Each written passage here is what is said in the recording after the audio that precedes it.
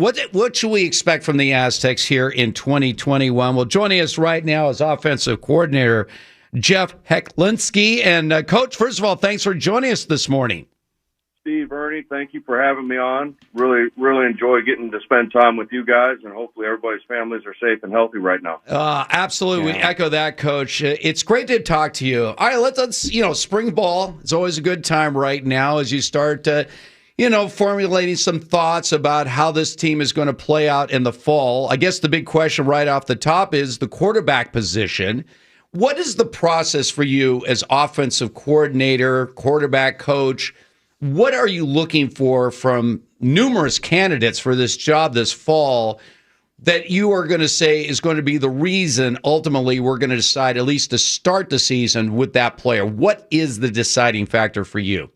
Well, I think all three of them, between Lucas Johnson, Jordan Brookshire, and Jalen Maiden, had good springs.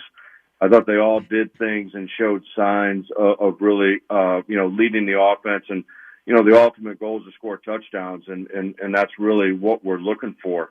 And there are some things that each one has to improve on, and that's what we spent a lot of time on last week, is really this 3-month process that we're in between May, June, and July, heading into camp, on what they need to work on in order to really solidify themselves and take hold of the job. And that's what we're going to see as we come through the first 7 to 10 practices of fall camp. Coach, you and Coach Hook obviously have a long history together, so you've been through this process many, many times together. When you look at this offense right now, and we go back to the Rocky Long era, where obviously it was a very run-oriented offense. I know Coach Horton, in his last year as coordinator, they tried to install some form of a spread offense without a lot of success. What ultimately do you want to see in this Aztecs offense? Explosiveness, the ability to score at any point in time from any point on the field. And to be honest with you, this spring is really where we started to see a lot of our playmakers start to step up. And you talk about, our tight end, Daniel Bellinger. You talk about in the wide receiver room, Jesse Matthews, Elijah Cothey, and Kobe Smith. And then you talk in the running back room, you take Greg Bell out of there, but really Jordan Byrd and Kagan Williams, I thought those 6 players, and there are a bunch of other ones that showed signs of it too, but those 6 players really started to show the consistency that we're looking for, to put the ball in their hands and go make plays. And it's an exciting thing that, as we're starting to develop it over the course of 15 practices now, to continue it over the summertime heading into fall camp. San Luis State offensive coordinator Jeff Hecklinski with us here on the morning show. Coach, you said you're looking for explosiveness. How do you teach that? You've got a guy with a lot of talent. You obviously want to take him to the next level. How do you break that down? How do you get him to that explosiveness? Move him around and get him positioned as much one-on-one as we can, and get him into space as much as we can. And you look at, Greg Bell's going to, be the workhorse back in the backfield for us, and being able to get him in terms of into space, running the football and opening up those lanes for him. That's a very similar process for him too. So, changing positions, moving them around, moving them all over the field, bringing them from all different spots, and being able to get them on the run in space to go ahead and make guys miss and go. There were times last year where it looked really good, and then there was times last year where we kind of disappeared, and that's really what we're trying to correct and improve on, is playing 60 minutes of football now with that type of explosive mentality. Coach, what exactly did you take away from last season? I mean, it was just a season of survival. It was a bizarre season all around for college football. You guys took on that added game on the road against Colorado with one day to prepare. I mean, it was such a strange season, but when it was all said and done, what was your takeaway from the 2020 season? I'd say the biggest takeaway was we have a bunch of tough, hard-nosed football players that love to play the game. And you talked about that game, that add-on game at Colorado. There wasn't a player when we got the call Thursday night on Thanksgiving at 6:30 that, hey, meet at 9 a.m. We're flying to Colorado and we're playing Colorado on Saturday. When we met at 9 a.m., the energy that was in that room I mean, it was so impressive and fun to be around. We were excited to go play because that's what we're here for. We're here to compete and win football games and win championships, and that was another opportunity for us, and we were excited to have it. And there was never an instance in that season where anybody ever felt sorry for themselves. We were pushing and pushing and pushing, and we were excited for the next opportunity. And now I tell you, the energy that we have coming through a normal off season for the first time, heading into a normal summer for the first time, getting back into in-person meetings and being able to be, almost in a normal time frame heading into fall camp. I tell you, the energy is high. The effort is high. The toughness is high, and we're excited to get going. Our kids got a little bit of break now, and we're excited to get started back up on June 1st when they come back. Coach, when you first came to San Diego with Coach Hoke back more than a decade ago, where we were with Aztec football then, as opposed to where we are now with the new stadium opening up next season, how exciting is that? Because you were there really in the beginning. Coach Hoke did such an amazing job in turning his program around, handing it off to Rocky Long, who did so much over the next decade, and now you guys are back in charge. But when you think back to when you first came to San Diego, and look, we're all excited about that new stadium, but just give us your thought on the first time in San Diego and now where we are with this Aztecs program. The biggest change is the expectations. I mean, I remember coming. I think we were at one point in time in 2009. We were 4-4, 3-3, if I remember right, and we were kind of we were kind of on the cusp of getting to a bowl game, and the expectations in the communities and being around people, and that was fun and enjoyable, and it was neat to see because you could really see how much people cared. And how hungry they were for a winner in Aztec football. And then now coming back in last year, the expectations aren't to win 6 anymore. The expectations are to win championships. And so that process from 2009 to right now, and being a part of it in 10 when we got the bowl eligibility, got to play Navy, beat Navy in the bowl game, to now coming back and sitting down in the meeting room for the first time. And it's really, hey, it's championships now. It's not bowl games, it's championships. And to know that you were part of that and to know that you're coming back to carry on and carry that torch is something that's very special to me and my family. Hey, Coach, to go back to what Steve had asked you about those challenges coming out of a pandemic here and preparing for last season and going into this season, what will be some of those bigger challenges that you guys will have to maneuver through that you didn't have to have the opportunity last year, or will there be those big changes or transitions that they'll need to make? I think probably right now the biggest thing is kind of the unknown of exactly how much we're going to open up or be allowed to open up as the state and everything starts to open itself up coming through June and July now.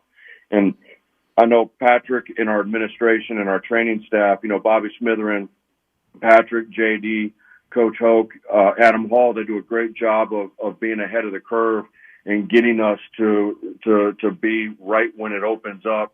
We're on the next phase of what we're able to do, and we're excited for what that's going to be coming through June and July. I think the biggest thing right now is getting back to in-person meetings and being face-to-face both with players and coaches to be able to sit down, look in the eyes, and be able to ask questions and talk back and forth. Our players are on Zoom. Right now they're in finals, and our players are on Zoom, probably 6 to 8 hours a day between classes and football meetings and everything that they have to go through tutoring. And they get tired of looking at a computer screen. And so it'll be nice to get back to in-person meetings and being everything face-to-face, a normal process coming into fall camp, hopefully. I want to get back to quarterback for a second here, Coach, because obviously you played quarterback, so you know what the position's all about. You've coached quarterback. You've pretty much coached every offensive position over the course of your coaching career, but we always get into this X factor. I remember a couple of years ago at the draft, at the Combine, I was talking to a guy that covers football, and that was the year of Carson Wentz and Jared Goff and Paxton Lynch. Remember him out of Memphis? And I asked the guy, do any of these quarterbacks have the it factor? He goes, to be honest with you, I don't see the it factor with those guys, but the one guy does sort of show me the it factor. I go, who's that? He goes, Dak Prescott, who ended up going in the 4th round of that draft. Right. Right.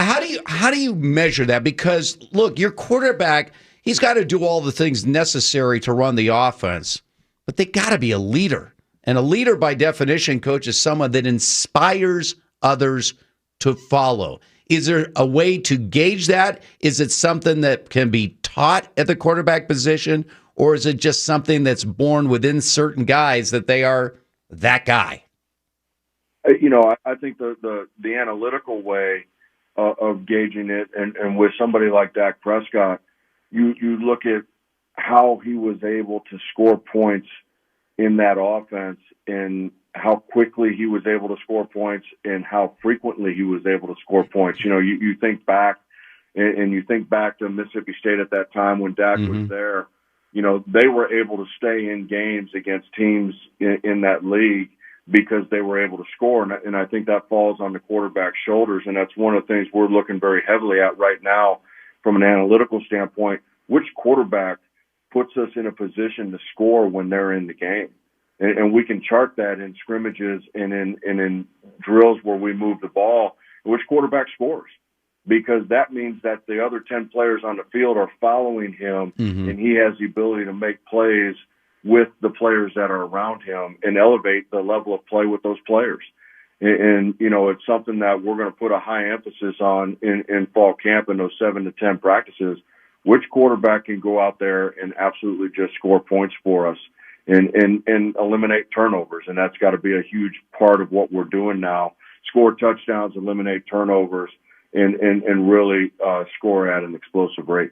Hey, Coach, last one from me. The outgoing class that is ready to take that next level at the NFL. What's your guys' message? How often or how much do you get to talk to these guys before they're going to the draft day period and then thereafter?